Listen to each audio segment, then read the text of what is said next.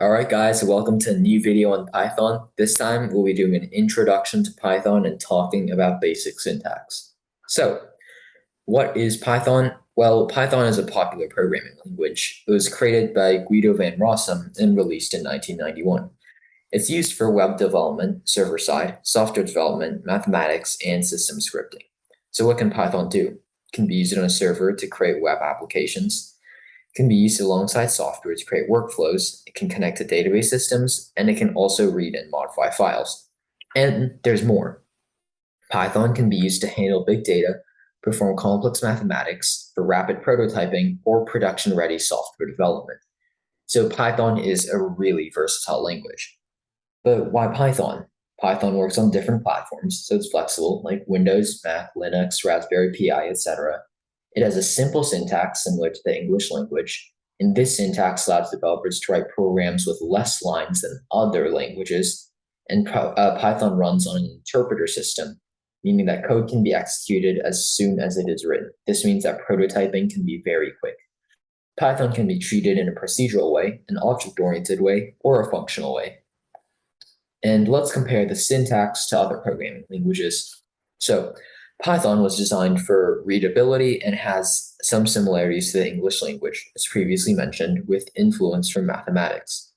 Python also uses new lines to complete a command as opposed to other programming languages which often use semicolons like Java or parentheses. And furthermore, Python relies on indentation using white space to define scope, such as the scope of loops, functions, and classes, which we will all go into later. Other programming languages often use curly brackets for this purpose. Now, on the topic of syntax, let's get right into it. So, as we learned in the previous segment, Python syntax can be executed by writing directly in the command line. So, if we write here, print hello world, and run it, prints out hello world. And by the way, I'm on a website called repl.com, sorry. And I've just opened up a new REPL where you can run code. Or by creating a Python file on the server using the .py file extension and running it in the command line.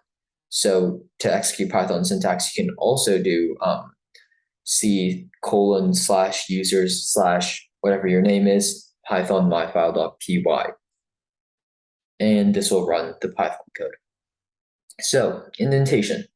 Indentation refers to the spaces at the beginning of a code line, where in other programming languages, the indentation code is for readability only. The indentation in Python is very important. Python uses indentation to indicate a block of code. So here's an example. If 5 is greater than 2, print 5 is greater than 2. And if I run it, it works. And as you can see here, we have an indent. So Python is going to give you an error if you try and skip the indentation. So if I delete the indent right there, it's already underlined in red, and it doesn't run. Here it says expected an indented block on line 2. So we really do need that indent. And the number of spaces is up to you as a programmer. The most common use is 4. So if I do 4 spaces like that, but it also works with 1 space. And just to prove my point, let's run 2 different versions with different amounts of spacing.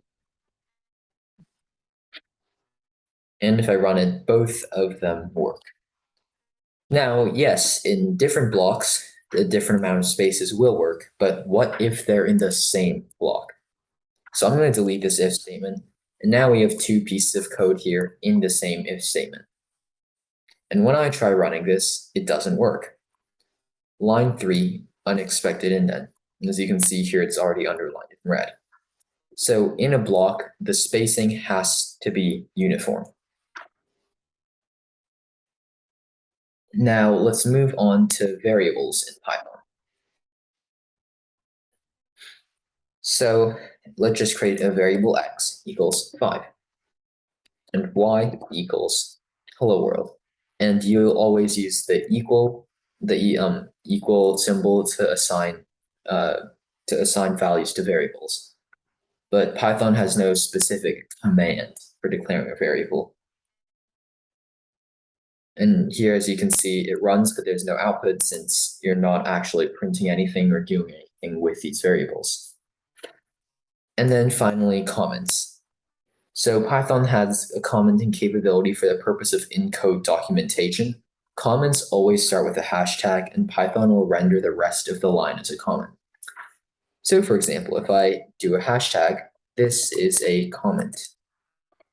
And then another line of code, print